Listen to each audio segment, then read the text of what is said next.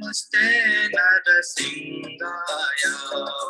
Namaste Narasingaya. Namaste Narasingaya. Namaste Narasingaya. Dadadaine. Dadadaine. Hiranyakashi Purvakshaha. Hiranyakashi Purvakshaha. Shilakankanakalaye. Shilakankanakalaye. Ito Narsinga Parato Narsinga.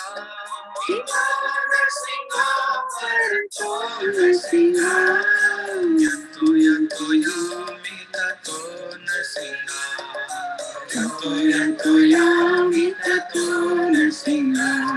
Pahe Narsinga Hridaye Narsinga. Pahe Narsinga Hridaye Narsinga. Sharanam Prapate. Narasimhamadin Sharanam Prapate. Sharanam Prapate. Narasimhamadin Sharanam Prapate. Savakara Kamala Varenata Adbhuta Shringa Dalita Hiranyakashipu Anubhinga Keshavadrita Narahari Rupa Jai Jagadisha Hare. Jai Jagadisha Hare. Jai Jagadisha Hare. Kamalavare Adbhuta Shringa Lalita Hiranyakashipu Anubhinga Keshavadeta Narahari Rupa Jai Jagadisha Hare. Jagadisha Hare. Jagadisha Hare. Tavakara Kamala Varenaka Adbhuta Shringa Lalita Hiranyakashipu Anubhinga Keshavadrita Narahari Rupa Jaya Jagadisha Hare. Jaya Jagadisha Hare. Jaya Jagadisha Hare. Tavakara Kamala Varenaka Adbhuta Shringa Lalita Hiranyakashipu Anubhinga Keshavadrita Narahari Rupa Jaya Jagadisha Hare. Jaya Jagadisha Hare. Jaya Jagadisha Hare. Keshavadrita Narahari Rupa Jaya Jagadisha Hare. Jaya Jagadisha Hare. Jaya Jagadisha Hare. Keshavadrita Narahari Rupa Jaya Jagadisha Hare. Jaya Jagadisha Hare. Jaya Jagadisha Hare. Jaya Narsingadev, Narsingadev, Narsingadev, Jaya Narsingadev. Jaya Narsingadev, Narsingadev, Narsingadev, Jaya Narsingadev. Jaya Prahlad Maharaj, Prahlad Maharaj, Prahlad Maharaj, Jaya Prahlad Maharaj, Jaya Prahlad Maharaj.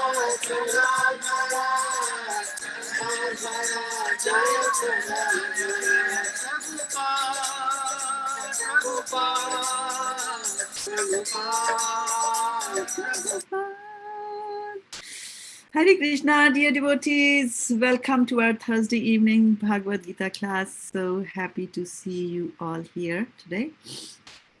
And let me see who all are the participants. Not many show up on my screen here. Fantastic. So I see Varshana Mataji, Sukomal Radhe Mataji, Vindhyavali Mataji, Aruni Mataji, and Virava Bhav Mataji. And I think there are more. And Sulekha Mataji. Fantastic. So today's Thursday. We are a little short of time, so we will stick to our schedule and get going. So we will start with chapter 3 of Bhagavad Gita and a little bit of prayers to the special master before we get going on that. So here we go. Om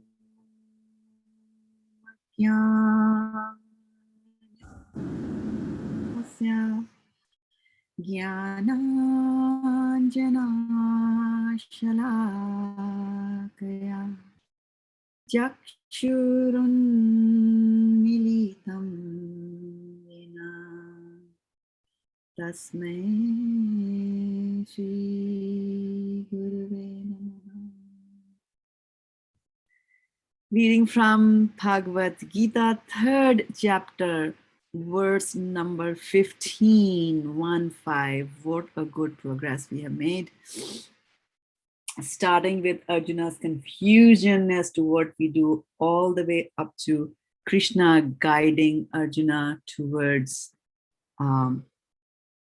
doing Nishkam karma, and that is do things and do not focus on the result, and that the only way that we can do it is to work for Krishna. And he has been talking about yajna for quite some time, and we will continue along those lines in this verse also, which says karma brahmodbhavam vidhi brahmakshar samudbhavam tasmat sarvagatam brahma nityam yagye pratishtitam. Karma brahmodbhavam vidhi brahma akshar samudbhavam tasmat sarvagatam brahma nityam yagye pratishtitam. Karma brahmodbhavam vidhi brahmakshara samudbhavam tasmat sarvagatam brahma nityam yagye pratishtitam. So karma is work, brahma from the Vedas, udbhavam produced, vidhi you should know, brahma the Vedas again, akshara from the Supreme Brahman or the personality of Godhead. Samudbhavam is udbhav. Samudbhavam directly manifested. Tasmat, therefore. Sarvagatam, all-pervading. Brahma, transcendence.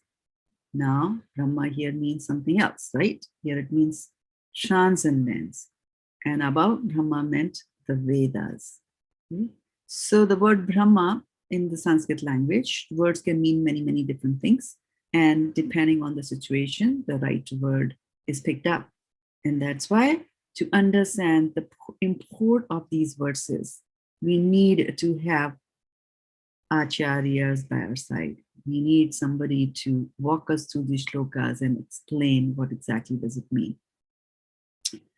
So, Sarvagatam, all-pervading, Brahma, transcendence, Nityam, eternally, Yajna, in sacrifice, Pratishtitam is situated. So let's do a really quick exercise on the word meaning. So tell me, what is the meaning of all-pervading? We speak Sanskrit, so give it to me in Sanskrit, the meaning of all-pervading.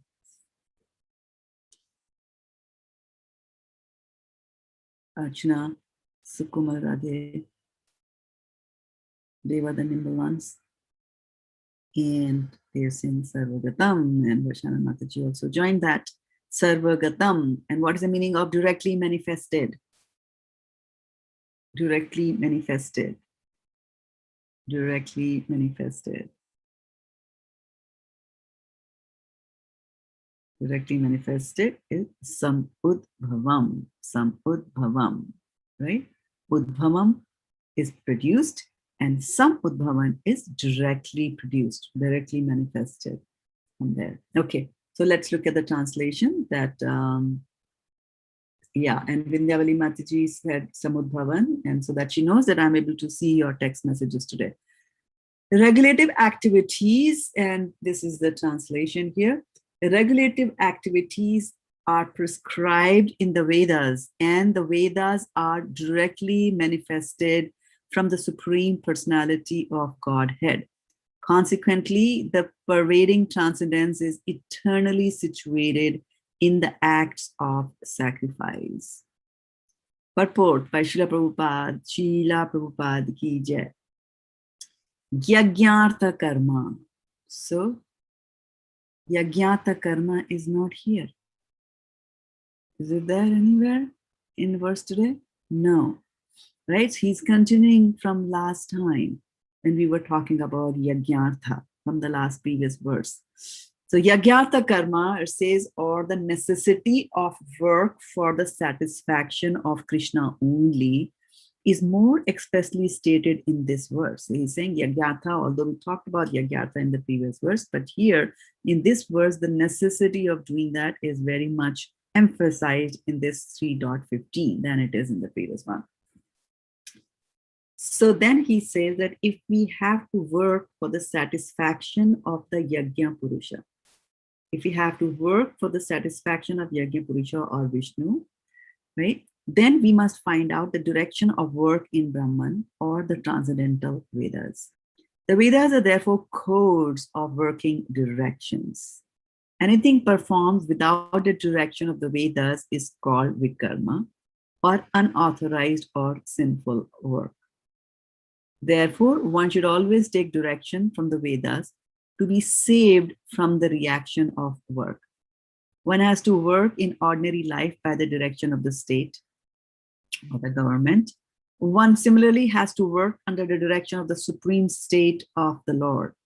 Such directions in the Vedas are directly manifested from the breathing of the Supreme Personality of Godhead.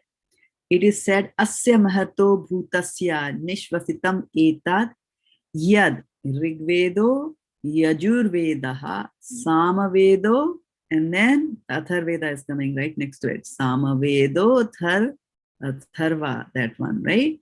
So one more time. Nishvasitam etad yad Rigvedo Yajurvedaha Samavedo Tharvangirishaha Angirishaha. Right?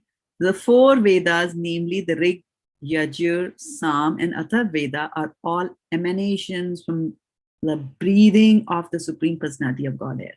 Brihad Ananakya Upanishad 4.5.11 says that the Lord, being omnipotent, can speak by breathing of air. For as it is confirmed in the Brahma Samhita, the Lord has the omnipotence to perform through each of his senses the actions of all other senses.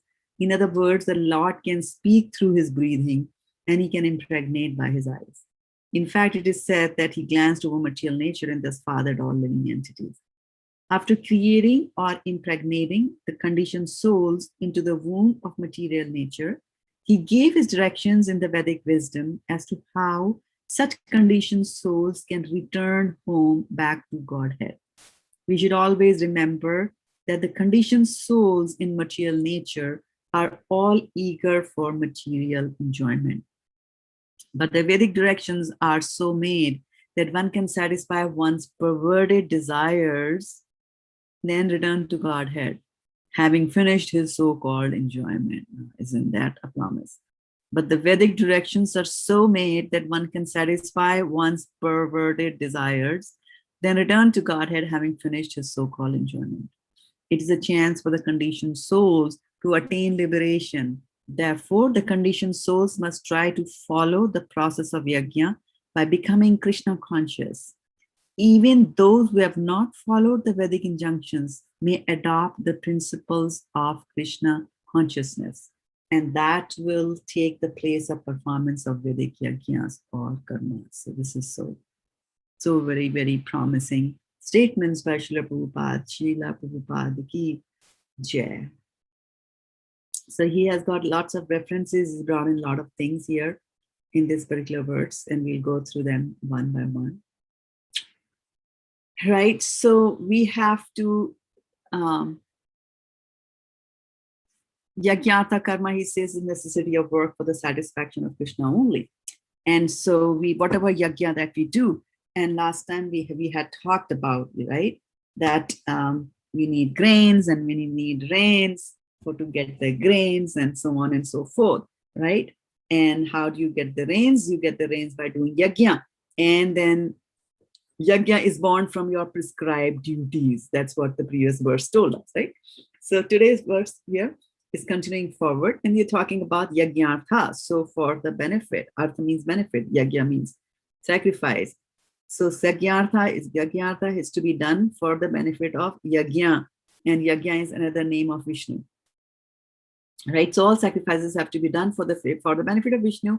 And in 5.29 of Bhagavad-gita, Krishna himself says, Bhoktaram yajna tapasam, sarvaloka maheshwaram, suhrit sarvabhutanam, gyatva mam shantim richati. So he says, Bhoktaram, I am the one who enjoys all the offerings and all the results of all the sacrifices that you do. Sarvaloka maheshwaram, I am the supreme controller. I am the Ishwar, Sarvaloka, of all the planets. Maheshwaram, Suhrit Sarvabhutanam, and I am the friend of all the living entities, Bhutanams. Suhit Sarvabhutanam, Gyatva Mam Shantimicchati. So, when Krishna partakes in the sacrifice and gobbles of everything that you offer in the sacrifice, don't feel bad about it. Don't think that he took away everything that you have, because he says, Suhrit Sarvabhutanam, I am the friend and the well-wisher of everybody. And if you know that, Gyatva, Mam Shantim Rachiti, if you know that, then I am that, then you will get peace of mind. And that's what we are all running after all these days, right? Peace of mind, peace of mind, peace of mind, right? So here he's saying that if we have to work for the satisfaction of Yajna Purusha or Vishnu, then we must find the direction of the work in Brahman or the transcendental Vedas, right? So this is very, very important, right? So here he's saying that I have to do some work. I have to do something to satisfy the Yajna Purusha. Okay, tell me how to do it. I need a how-to manual. How do I do this, right? Somebody sends a Vitamix multi-action food processor, blender, juicer, ice cream maker, soup maker, whatever, sends that to your home. Then it comes with a little booklet, right? Which tells you how to do it. Right? Similarly, so I always need directions, right? If you're lost while you're going to a friend's place, you're driving, and if you get lost and you don't know what to do, and there is no signal there, right? That happens when you're going to Sadhu Sangha in North Carolina. As you drive through the hills, then the GPS doesn't work, right? And so at that time, if another car pulls by and then you wave and then you tell them, I'm lost, tell us the directions. And as soon as they give you the directions, we get so happy, right? So we need directions. And so these directions on how are you going to satisfy the Yaga Purushas, these are written in the transcendental books called the Vedas. They are there. They will tell you everything. We read that by following the things in the Vedas, you can also satisfy your perverted desires. And then you can go back to Godhead by just doing that, right? So Prabhupada is saying that the Vedas are therefore codes for the working direction, the how-tos. And there are codes everywhere. There was Hamaguchi's code of conduct in the Babylonian civilization that we read, right? There is code of conduct for human beings in the Manu Samhita that Manu wrote, right? So like that. So there's always code for, how do you work? How do you do a certain thing? How do you live a life, right? How do you perform a procedure, right? Or like that. So now it's saying that, if you do not perform anything which is not prescribed in the Vedas, if you do something which is against the prescription in the Vedas, right? The prescription. So these Vedas, Krishna is like a doctor, and he wants to cure us of this material disease.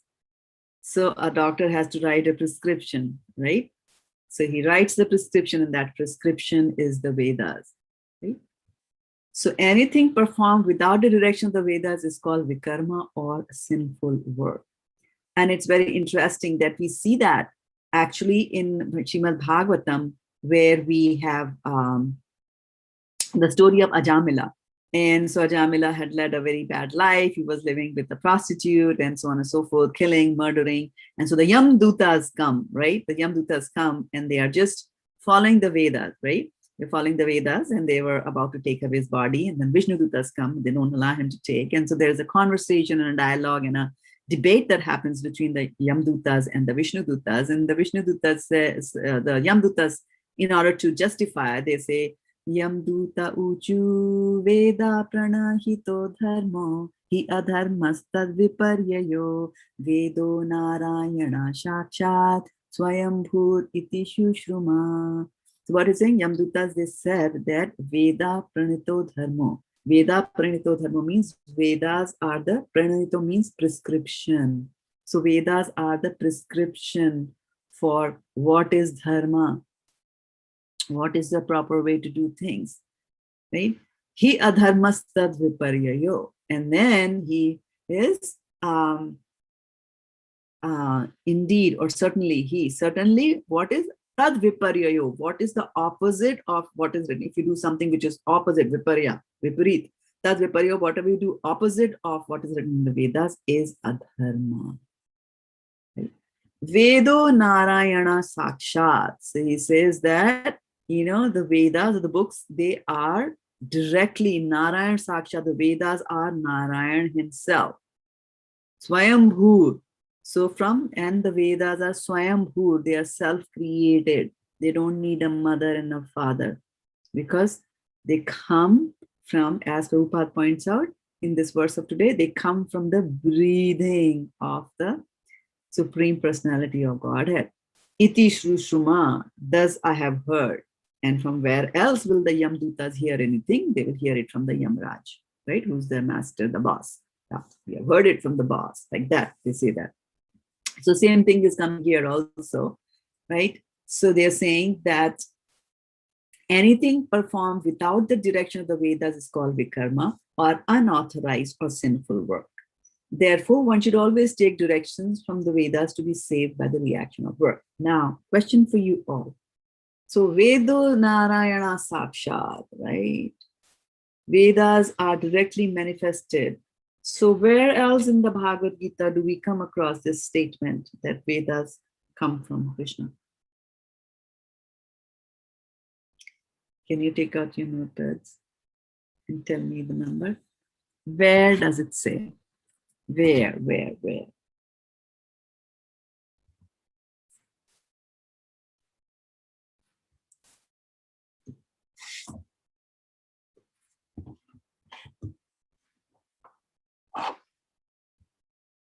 And let us do that. Yes, Achna saying, Sukumal Radhe 15.15. Sarvasya chaham hidi sannivishto matta smriti jnanam apohanam cha vedescha sarve rahameva vedyo vedanta kritved videv chaham. Right? So, Sarvasya Chaham Hidi Sannivishto. So, he's saying that I am in the heart of everybody. And from me comes the remembrance. And from me comes the forgetfulness. And I am the creator of the Vedas. And I am to be known by the Vedas, right? So, he's the creator. He's saying that. So, the same thing is being written over here. And it says that the Vedas come from his breathing. Right? And so here he's saying one should always take directions from the Vedas to be saved from the reaction of work. So now, if we look at 15.15, verse 15.15, which says, Sarvasya Chaham Vidhi Sannivishto. Let me bring that verse here for you. So let's see.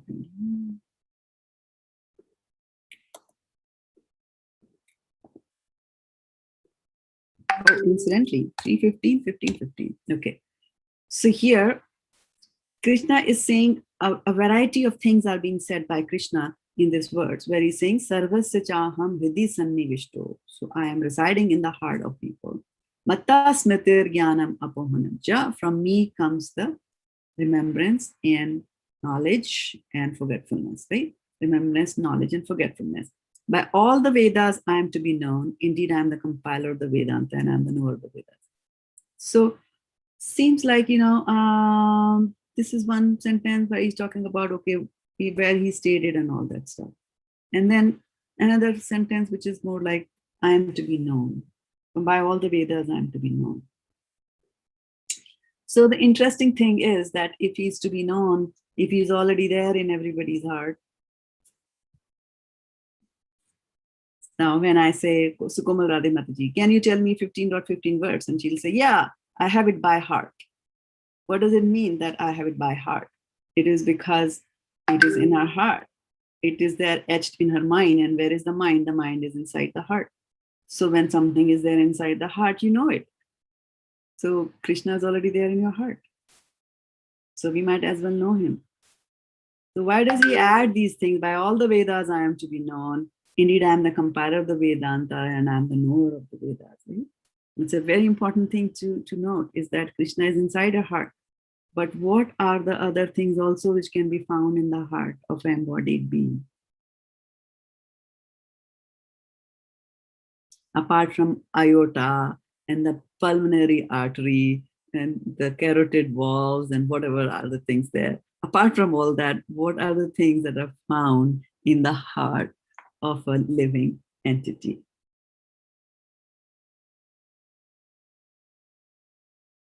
And Hare Krishna, dear devotees, for joining us on Facebook. Shraddha-devi Dasi, Rachel, Bhaktin Rachel Mataji, and Ripai Patel Prabhu. Please accept my obeisances. All right, and let's see what are we? Yeah, so what else do we find? Okay, there's soul and super soul, and what else is found in the heart of an embodied living entity? You guys are good. You always think of super soul. I'm the bad one. I think of other things.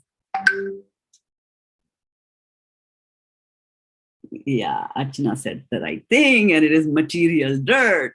And material dirt is in the heart in the form of lust, anger, envy, pride, false ego, all that, right? All that is there. So in your heart, Krishna is also there, and in your heart, other things are also there.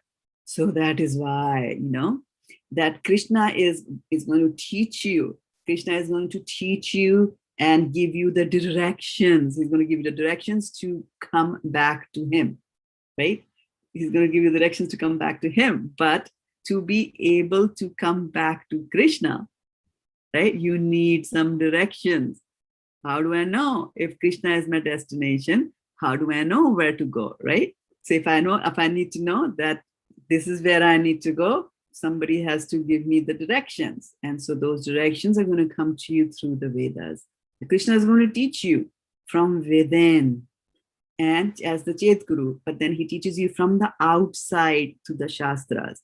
And why is that required? Why are the two things required? Why do you have to, why can't you just learn from Krishna? It's because there is these Chaya Vega Dhomi, Chaya Dosha, right? He sings, Bhaktivinoda Thakur sings that there are 6 enemies that are there in my heart. So from the outside, you first, through the medium of the Vedas, you open your eyes and use the Shastra Chakshu, the eyes of the Shastras, to understand that inside my heart, there are so many dirty things. There are so many dirty things in my heart. And sometimes you might be mistaken and you would not even know who is speaking. Is it my intelligence? Is it my mind?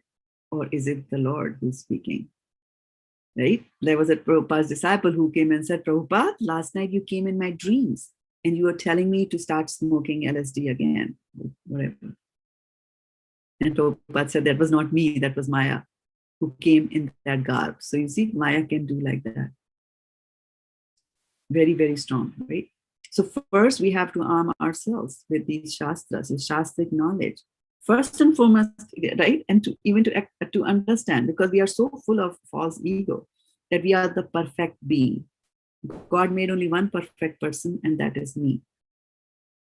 And so it's very difficult to realize and even to think of the fact that I can have dirt in my heart. Others have got dirt, right?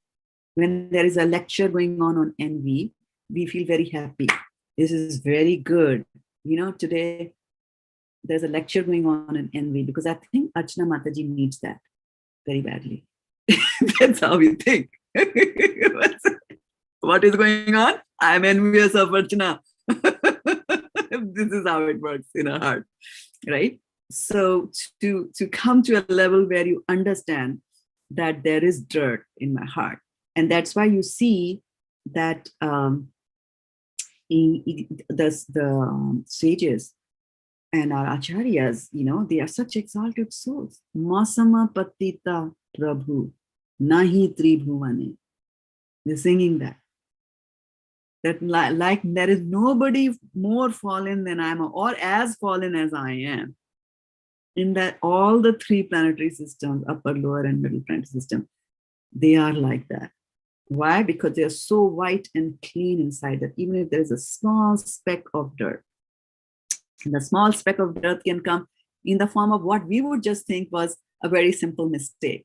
For example, Bhaktisiddhanta Saraswati Thakur, when he was a 5-year-old boy, his father once brought the mangoes, and he's a small boy. He went and ate the mangoes. And so when Bhaktivinoda Thakur came out and he was looking for the mangoes, then he said, Dad, I ate them. So he said, oh, but they were not offered to the Lord. And you ate them. And this 5-year-old boy, he promised that from this point onwards, I'm not going to eat mangoes. And he kept that promise throughout his life. Even when he became older and became an acharya and he had his disciples, and the disciples would tell the guru that, we brought some nice mangoes, please have some mangoes. No, he would not have the mango. For him, this very little small act of, enjoying something independent of Krishna. And in the previous verses, we had said, what happens to those who eat prasadam, who eat stuff without offering them to Krishna? They verily eat only sin, right? That's how Prabhupada translates that. They eat only sin. And so for that sinful mangoes, right? To understand that even that act is so sinful that he took such a huge punishment for that and said, I'm not going to eat mangoes at all for the rest of my life, like that. So the Shastras are actually going to teach us and point us in the direction where, okay, buddy, there is some dirt over here. There is some dust over here. You need to clean that dust. So they will come and tell you that. The Shastras will tell you that. So, so these Shastras, if I go back to our verse, so that is why Vedesta sarver aham eva vedyo vedanta krit veda vid eva jaham. So Krishna has created that. And then how has he created? He has created it from his breath. So this is amazing how you can create something from your breath, right? And there is where the Brahma Samhita comes to our rescue, right? As soon as the curtains are open for Darshanarti, what do we sing? Right? Angani yasya sakalendriya vrittimanti pashyanti panti kalayanti jagat. Right? So we sing that, and what we say is that Krishna, through one part of his body, can do the work of another part of his body, right? And we said that's how he does. Through his eyes, he eats the prasadam, right? Through his eyes, he eats. So normally we eat through our mouth. We can't eat from any other part of our body. We'll be sick. If somebody opens my ears and pours some sambar into it, I'll be howling in pain for the next 1 month, right? So we can't do that, but Krishna can. So from his mouth, from his eyes, he can eat. Similarly, here he's saying from his breath, from his breathing, he is able to create the Vedas. That is, from his breath, from his nose, he can speak. That is what it means. So when Brahma is born in the beginning of the creation, when there is only Brahma and there's only Krishna, then Krishna through his breathing and creates the Vedas, and he also hears all that. Brahma hears that from him, and so Krishna does that. And this is an interesting thing, right? So from Krishna's breathing comes the Vedas, right? From our breathing, what does it come? Especially in the morning.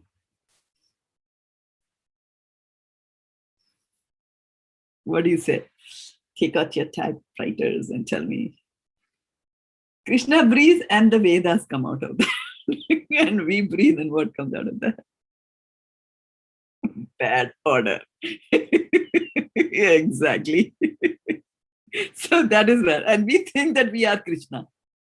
We think that we are Krishna, and we are looking through the pages of the Bhagavad-gita to see where can I find one little statement that I can grab and latch onto and say, aha, see, here Krishna said that there is no difference. Mame vansho jiva loke jiva bhuta sanatana. I am his part and parcel. I am God. So the Mayavadis are looking for such loopholes in the Bhagavad-gita. That where does Krishna say? Somewhere or somehow I can catch on to one phrase, right? We coolly ignore that chapter 12 completely, because that's all about devotional service. I'm not going to go there because I'm a Mayavadi. I don't like devotional service. I like to be God. Yeah, but my breath smells. Forget about creating Vedas. I can't even recite them. I can't even memorize them like that. So here, so these Vedas are created from the breathing of the Supreme Personality of Godhead. Lord being omnipotent. So we see, right? God is omnipotent, omniscient, right? We talk about that, right? He's omnipotent, omniscient, and omnipresent, right? Omni, omni, omni. The three omnis are there. So omnipotent. What does omnipotent mean? Right? He has got his multiple potencies, and that is fine. But this particular example is an example of omnipotency, that with one limb, he can do the job of some other limb. With one limb or one sense organ, he can perform the job of any of the other sense organs. And that's what makes him omnipotent, that everywhere there is potency in his body. If you look at our body, we can't breathe from our hands, so to speak, right? The way we breathe from our nose, like that. So this is the omnipotency of the Lord. And so then I just talked about that. And after creation, he said, it is said that he glanced over material nature and thus fathered all the living entities. And we did that many months ago in our reading from the Brahma Samhita, where we're talking about that he cast his glance, and that glance was called Shambhu, right? And we said he doesn't dally with the material energy, he just works with the spiritual energy and casts the glance, and that glance gets reflected and Maya gets pregnant and things like that, right? So all the souls are put into Maya. So after creating or impregnating the conditioned souls in the womb of Mother Nature, he gave his directions in the Vedic wisdom as to how such conditioned souls can return home back to Godhead. So here he has given you the destination. Where are you supposed to go? Directions. How are you supposed to go? All that he has given that in the Vedas, the manual for you. We should always remember that conditioned souls in material nature are all eager for material enjoyment. That we know from personal experience. But the Vedic directions are so made that one can satisfy one's perverted desires and return to Godhead, having finished his so-called enjoyment.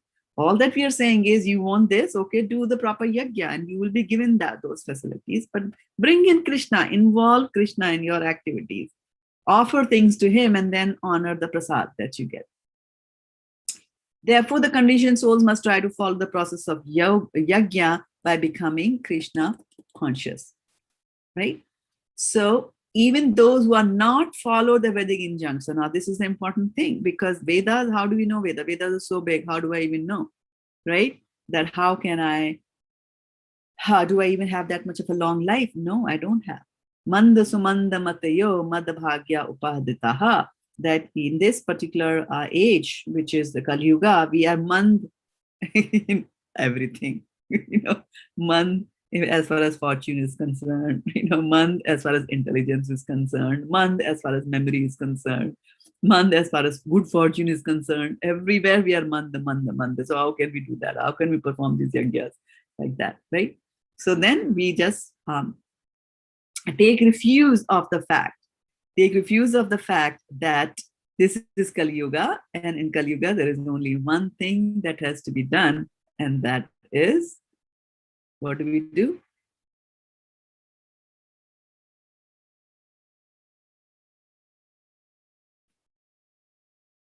Let's see, what do we do in Kali Yuga? And that's a question. Chant the holy name of the Lord, because that is the Yuga Dharma.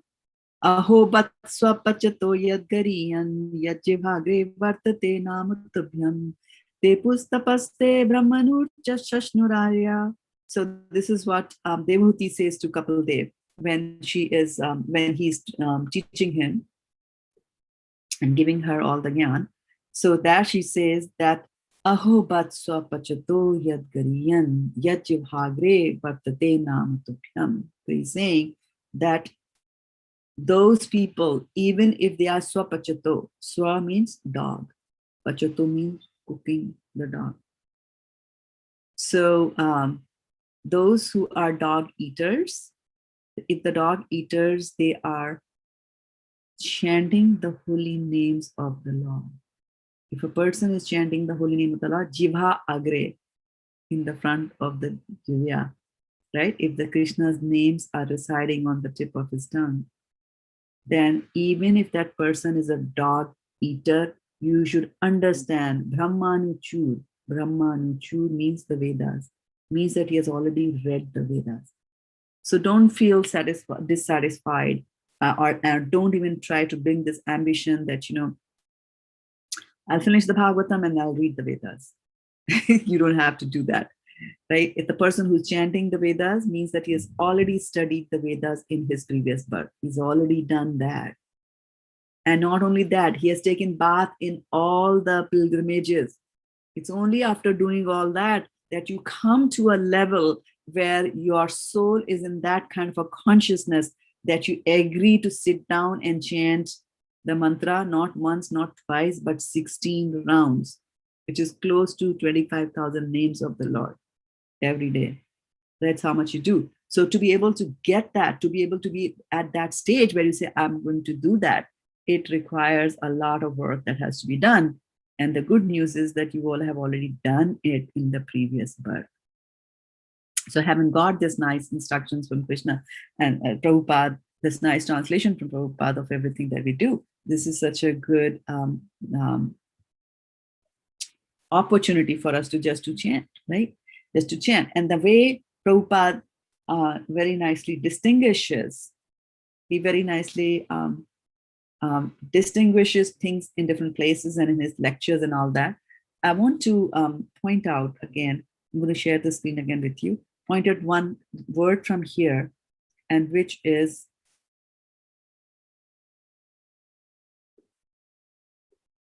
sarvagatam, right? So you all had you had taken the word sarvagatam, right? And sarvagatam means all pervading, right? All pervading means everywhere, right? All right. Now let's look at Bhagavad-gita, second chapter, and I think it would be 24, likely 24, yeah. 24, yes. Achedyoyam adahyoyam akledyo shosha evacha nitya sarvagatah sthana achaloyam sanatanaha. So is there any word that you found common here from the verse that we are doing today and this verse? Is there anything that you find which is common? And if you find it, then type it out real quickly before anybody else can do that.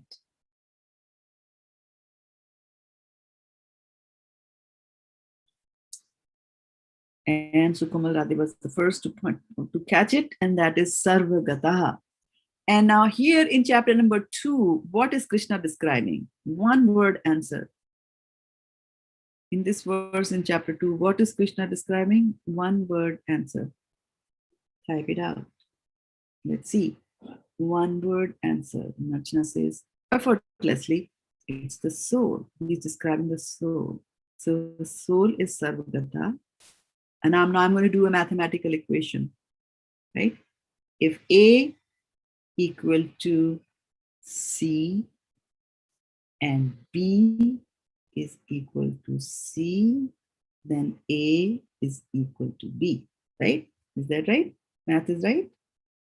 If A is equal to C and B is also equal to C, then A and B are equal to each other. Simple, right? All right. So soul is Sarvagata. And now we read in 3.15, God is Sarvagata. So soul is equal to God.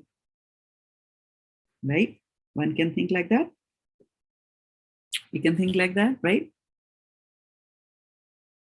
Sarvagata, soul is Sarvagata. God is Sarvagata. The soul and God are same. So this is how the Mayavadis will interpret the things, because your mind will take you in that direction. So now we have to understand deeply and take the help of the acharyas and how our acharyas give the tippani on that, right? Sarvagata means all-pervading. When he's saying soul is all-pervading, he's just saying that soul is found everywhere, in the time continuum as well as in the space continuum, which basically means that there will be all the places, there will be somewhere you will find the soul. Number one, you find soul in all the species of life. So that is one example of Sarvagata, right? Plus, it is also found in all the planets. The soul is not just on this Earth planet, it's on every planet of this universe. The soul is there in some body. So Sarvagata, he is there. Right? But it's not one soul who's there, here, there. There are different souls and they can be found. So Sarvagata, when he's talking about in totality, all the souls together, you can apply this, that they are Sarvagata, they are here and there, right? And then, so Sarvagata, right? And then on the time continuum also, that we are there for all the time. We do not know when the soul was created. So soul is also dispersed very nicely. Our given soul is there on all along the time is there, right? Of course, Supreme Personality of Godhead is before time, because he creates time like that. So there's a difference, right? And then Supreme Personality of Godhead is there everywhere, right? He's in your heart as Paramatma. He's in my heart as Paramatma. So he expands and he's able to do that. But the soul, an individual soul, is at only one place, at a given point in time in one place. So we have to understand the Sarvagata here is applying to the Lord in our verse from today. And Sarvagata from 2 is applying to the Atma. And the two things mean something different. They mean different. They are different things. Okay. So I will stop here now and open up your lines for any reflections or any questions that you have. We'll take it from there. So let me, and you can also raise your hands.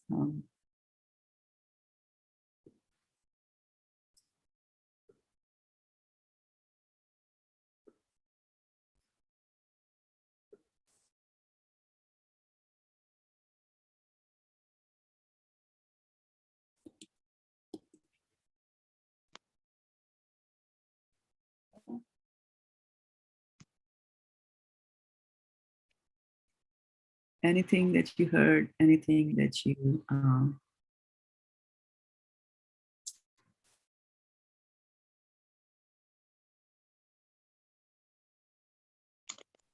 Hare Krishna Mataji, Astha here.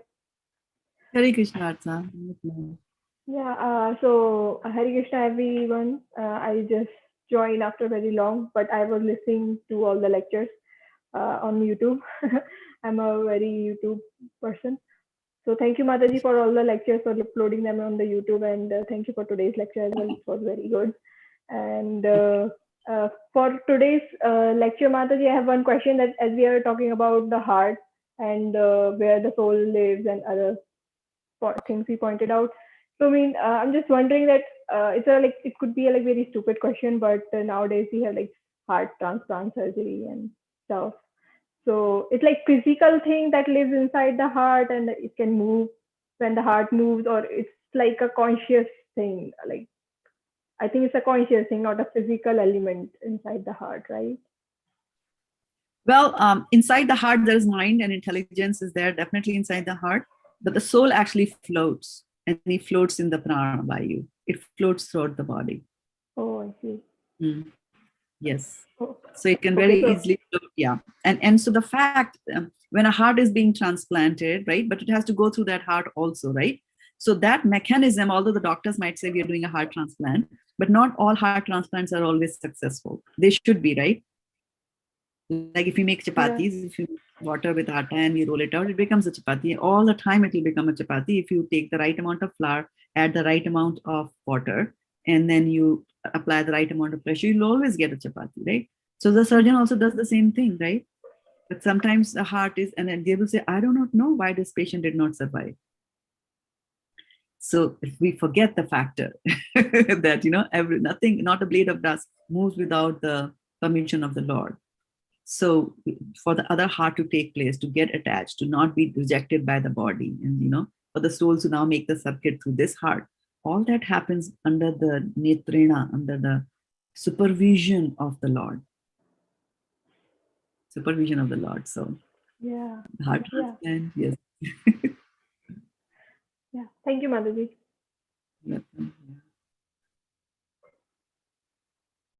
And let's see now here. Varshana Mataji. Hare Krishna Mataji, Dandavat Pranam. Very nice lecture, Mataji. Mataji, here in 2.24, there is a mention of Sanatana, that is eternal. Now, when we talk about Sanatan Dharma, what does that mean, Mataji? That also means eternal. In the introduction to Bhagavad-gita, Prabhupada explains that very nicely, right? He says that religion, as we understand the word dharma, because of the shortcomings of the English language, we are not able to translate that into an appropriate word in English. So we translate that as religion. And so he's saying that when people say, I'm a Hindu, I'm a Christian, I'm a Muslim, and that's my dharma, they will do that translation, right? So they are not doing the right translation. So he's saying that these dharmas that you talk about, these are temporary dharmas, because we all know that Christianity, Mohammedanism, these religions only come in Kali Yuga. Before that, these religions are just not there. So end of Kali Yuga, these religions will also go away. Then Vaishnavism will again start, in full bloom, like that. So now, if I say that I'm a Muslim and I meet a Hindu boy, I get married to him and I convert my religion. I say, now I'm a Hindu. Then halfway down the line, I find some book on Buddhism and I say, okay, let me try that. I become a Buddhist and shave off my head. Like that. So you see, I'm changing my religion, so it is not permanent. So when we talk about Sanatan Dharma, we're talking about something which is permanent. And so what is that which is permanent? What is that thing in me? What is that thing of the soul which is permanent, which will not change, right? And that is serving the Lord. So whether you're a Hindu or a Muslim or a Christian, all these religions are going to tell you one thing, and that is you have to serve the Lord. Why? Because that is your Sanatan Dharma. That is your eternal religion. And you were made, the souls were made to do this. We were wired to do that. So that is what Sanatan Dharma is. And not, not Sanatan Dharma as we sometimes understand these days that, oh, we are Sanatan Dharmis. What do? We do yagyas. No. Yagyas in any case in this yuga are not to be done. Like that, by unqualified people. Thank you, Does it Mataji. answer? Yes, Mataji. This was bothering my mind, you see, because I read That the Sanatan Dharma is the oldest on this Yes, planet. it is. Yes, it is the oldest. Why? Yes, It is by the new so definition. It is. It's is. the dharma of the soul. What is the dharma of the soul? Dharma of the soul is to serve. Now, what the soul forgets is, who do I have to serve? The dharma of the soul is to serve the Lord. It forgets that and starts to serve itself, and then is thrown here, and then gets a little bit better and starts to serve what it thinks are its own. My family, my children, my nation, my planet, like that. There's still that mind is there, mamatva. But the real Sanatan Dharma, the real Dharma is when you do things for Krishna, like that. Okay, so then after Thank you so much, Mataji. okay. Then we have Archana Mataji coming up and followed by Sukumara. Hare Krishna Mataji, then with Pranam. Srila Prabhupada. Very nice discourse, Mataji, as always. I really like the point. I learned from others, so none of them is my original words. I just learned from all the acharyas. They are there. So thank you for all of them. Thank you to acharyas and Srila Prabhupada. So, Mataji, the statement which you said, I mean, which have been said by acharyas, that was very comforting and very uplifting for us. Like, even though a dog eater, if he is chanting the holy names of Lord, he has to be considered as the knower of the Vedas. I mean, he has already read the Vedas. That's very comforting, because if we see nowadays in Kali Yuga, it's, I mean, because the intelligence and mind is so always so disturbed, and it's very, like you said, what do you say, matta, very very less of intelligence you have, and every time you tend to forget everything. So whatever you remember, you'll just forget, until unless it is coming from the grace of Lord. So this is very comforting. Like, if you are chanting the holy names of Lord, I mean, you have read the Vedas. Because when I see myself, I haven't, I mean, read the Srimad Bhagavatam. I mean, I'm still struggling with Bhagavad-gita. So I just pray to Lord Krishna, just help me, so that I can understand you better. And, by the grace of him, I'm trying to understand him, by your association and by the association of other devotees. So thank you so much, Ma, for this.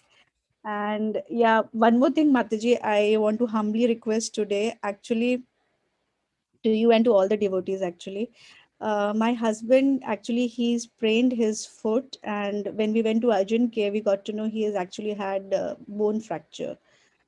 So if we can just, chant the holy name of Lord, so that he can, he'll have a speedy recovery. So I just want to say that if we can do, like, I mean, Definitely. Definitely, we will do that. Maybe after the questions, Mataji, when you have time. Yeah, we'll do that. We'll end the class with that. And yeah. And Sukumal Radhe. So yeah. Shraddha Mataji. So in the last line of this verse, it says that even those, like, it's kind of a follow-up to what Archana said, that even though you haven't followed the Vedic injunctions, but if you take to Krishna consciousness, then that itself takes the place of yagyas. That means, like what you said, we don't need to do any yagyas, right? Just follow the principles of Krishna consciousness. And even if you haven't read the Vedas or you haven't followed, so that should help free us. Absolutely. Absolutely. Yeah. That's the good news that we have. Yeah. That's the good news. And the bad news is that we are not even able to chant properly, right? But that's the Maya then, right?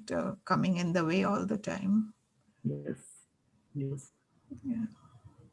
But if we realize it and then go back, bring the mind back, and keep trying our best to chant the best we can, eventually we will be able to overcome. Absolutely, practice. Karat karat abhyas ke jadmati hot sujan, rasri avajat se silpar hot nishan. So what it says, karat karat abhyas ke, if you keep on practicing, jadmati, bilkul buddhu, those who are unintelligent, hot sujan, they become intelligent. Rasri avajat, just as the rope goes over the side boundary of a well, right? When you put the rope there and you fill the water, the rope is constantly touching against the boundary. Rasri avat jat se silpar hot nisan. So rasi, the rope is a soft thing, right? But by constantly rubbing against the edges of the well, it makes a dent over there in the stone. So something soft like a rope can even cut a stone by just doing it over and over, over and over, over and over again, as we will do now. So let's do chant for the next 3 minutes. We'll chant to the Lord and offer these to the yajna and pray to the Lords that they quickly bring. And what's your Prabhu's name, Archana? His name is Amit Mataji. Amit, okay. So he should quickly make Amit Prabhu's fracture, heal it very quickly. And the good news is that whenever the bone, when it heals, it's the strongest at that point. You know? So there's some good bone coming your way. Your husband's way. Okay? Hare Krishna, Krishna Krishna, Hare Hare, Hare Rama. We all can unmute yourself also and speak together. Hare Krishna, Hare Krishna, Krishna Krishna, Hare Hare, Hare Ram, Hare Ram, Ram Ram. Hare Krishna, Hare Krishna, Krishna, Hare Hare, Ram, Hare Ram, Ram Ram, Hare Hare. Hare Krishna, Krishna Krishna, Ram Ram, Ram Ram, Hare Hare Ram, Hare. Krishna, Hare Hare, Hare Ram, Ram Ram, Hare Hare. Hare Krishna, Hare Krishna, Krishna Krishna, Hare Hare, Hare Ram, Hare Hare, Krishna, Krishna Krishna. Hare Ram, Ram Ram, Hare Krishna, Hare Hare, Hare Ram, Ram Ram, Hare Hare, Hare Krishna, Krishna Krishna, Hare Hare, Hare Ram, Ram Hare, Hare Krishna, Krishna, Hare Hare, Hare Ram, Ram Hare Hare, Hare Krishna, Krishna Krishna, Hare Hare, Hare Ram, Hare Hare Krishna, Krishna, Hare Krishna, Hare Ram, Hare Krishna, Hare Krishna, Hare Krishna,